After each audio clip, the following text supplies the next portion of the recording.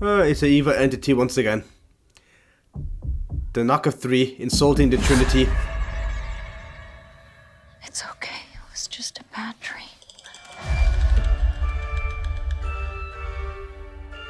I heard it again. No more nightmares tonight. You're Anthony Starr.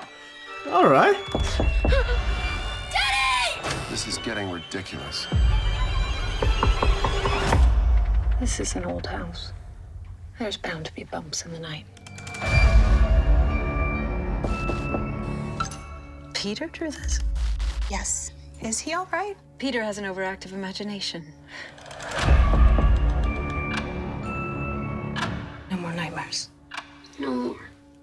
That's right.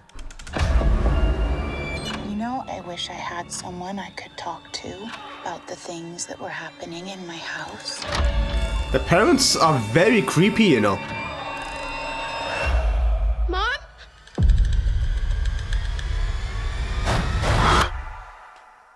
Mom?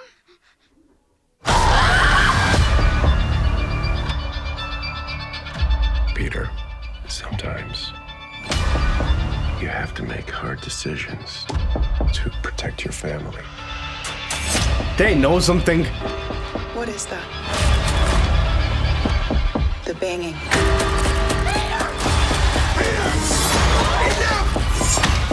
Enough! You don't hear anything, Peter.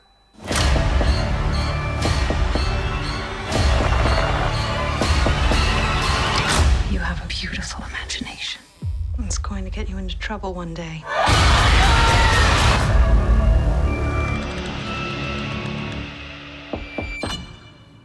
This is basically if Homelander didn't have any superpowers.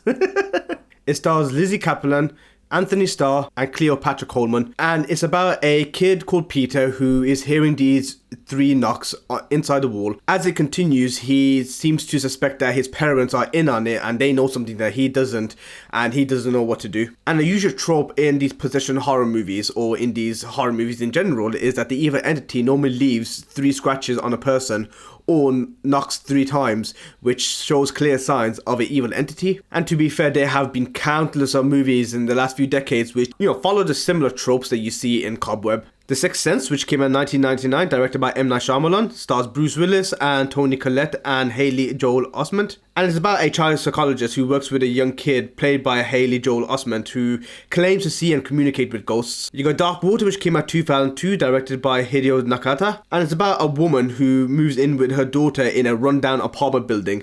And there's some weird stuff that starts happening, including dripping water from the ceiling. And the woman tends to find something which leads to the building's dark past. You've got The Orphanage, which came out 2007, directed by J.A. Bayona. And it's about a woman who returns to her childhood home, I think it was an orphanage, with her husband and son. And her son starts to interact with these imaginary friends. And she suspects that the house has some sort of like supernatural and evil element. And she tries to figure out what it is. You got Insidious, that came out 2010, directed by James Wan. And as you know, Insidious 5 is coming out this year as well.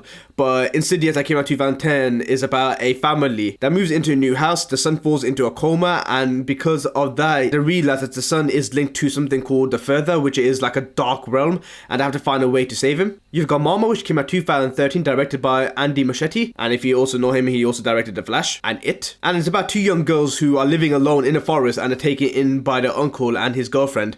And as they're trying to settle into the new house, they realize that the evil entity known as Mama followed them. You've got Before I Wake, that came out 2016, directed by Mike Flanagan. You have a couple who adopt a young boy and his dreams become a reality. And when they first thought it'd be happy and rainbows, they don't realize that they also brings the worst nightmares out of him. And you also got The Babadook, that came out 2014, directed by Jennifer Kent. It's about a widowed mother who is trying to get over the grief of her husband's death. And while she's going through that, her own son is actually scared of a monster from a child's book called The Babadook. It's a very underrated movie. I just don't think many people rate it. I'm looking forward to it. I do like the element. I do like the fact that the parents are kind of in on it and they're hiding something from the child himself. I do love a good paranormal film that has different elements of entities, that have different elements of horror, and have different ways of portraying the evil entities that we know in horror movies. And in case you didn't realize, it did have two big actors as well, Lizzy Caplan and Anthony Starr. You'd recognize Anthony Starr from films like The Covenant that came out this year. He plays a character called Eddie. You'll know him as Homelander in The Boys, and you also know him as Lucas Hood in Banshee. Lizzy Caplan have been in many films that have come out in the last few decades. She was in Cloverfield that came out 2008. She was in Hot Tub Time Machine that came out 2010. She was in Mean Girls that came out 2004. And she was also in Now You See Me 2 that came out 2016. Unlikely combination of actors I would have expected in a horror movie. I'm looking forward to it. Hope you liked the video. Hope you liked the reaction. Like, share, subscribe and comment. Let me know what you think, and hopefully I get to see you in my next video.